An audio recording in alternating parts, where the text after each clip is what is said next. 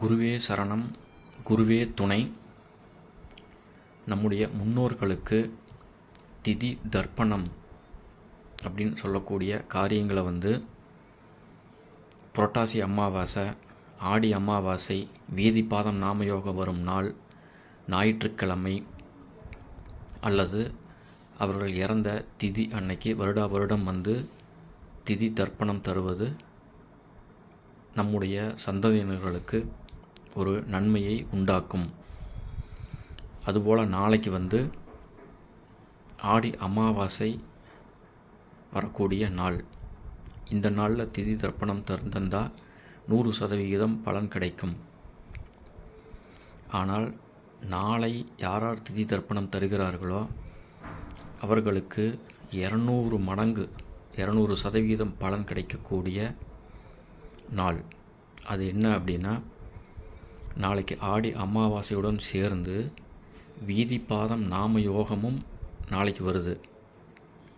அது மட்டுமல்லாமல் நாம் செய்யக்கூடிய திதி தர்ப்பணங்களை நம்முடைய முன்னோர்கள் கொண்டு சேர்க்கக்கூடிய ஆன்மகாரகனாகிய சூரிய பகவானும் கடகராசியில் ஆயில்ய நட்சத்திரத்தில் இருப்பது ஒரு கூடுதல் சிறப்பு. மேலும் நாளை சந்திரனும் கடகராசியில் அதே ஆயில்ய நட்சத்திரத்தில் பயணம் செய்து கொண்டிருப்பார். அது மிகவும் ஒரு கூடுதல் சிறப்பு.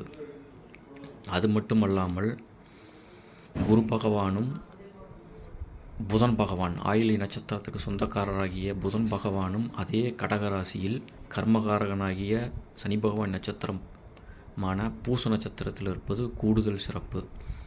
எனவே இந்த நாளில் முன்னோர்களுக்கு திதி தர்ப்பணம் செய்து, முன்னோர்களை வழிபாடு செய்து அன்னதானம் செய்பவர்களுக்கு 200 மடங்கு 200% அவர்களுக்கும் அவர்களுடைய சந்ததியினர்களுக்கும் நற்பலன்கள் கிடைக்கும் என்பது 200 மடங்கு உண்மை. மேலும் யாராருக்கெல்லாம் பிதுர் தோஷம் இருக்கோ, முன்னோர்களோட அனுக்கிரகம் ஆசீர்வாதம் குறைவாக இருக்கோ, அவங்கெல்லாம் நாளைக்கு வரக்கூடிய அந்த அற்புதமான நாளில் திதி தர்ப்பணம் செய்து அன்னதானம் செய்து அவர்களை வழிபடும் பொழுது அவங்கள அந்த பிதுர் தோஷத்தோட அளவை நம்ம குறைச்சிக்க முடியும். அவங்களோட ஆசீர்வாதத்தை பெறவும் முடியும். ஸோ இந்த அற்புதமான நாளை பயன்படுத்தி எல்லோரும் பயனடையணும் அப்படிங்கிறது என்னோட எண்ணம். நன்றி, வணக்கம்.